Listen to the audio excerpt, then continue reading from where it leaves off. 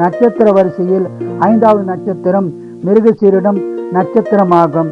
மிருகசீரிட நட்சத்திரம் பெண்களுக்கு உள்ள பலனை பார்ப்போம். இந்த நட்சத்திரம் 1-2 பாதம் ரிஷபராசியில் உள்ளது, 3-4 பாதம் மிதுன ராசியில் உள்ளது. நட்சத்திராதிபதி செவ்வாய் பகவான் ஆவார். குடும்பத்தை நன்றாக கவனித்துக் கொள்வார்கள். அரசு துறையிலும் 50%, தனியார் துறையில் 50% பணிபுரிவார்கள். ஒரு சிலர் ஹவுஸ் ஒய்ஃபாக இருப்பார்கள். நியாயமான விஷயத்திற்கு கோபப்படுவார்கள்.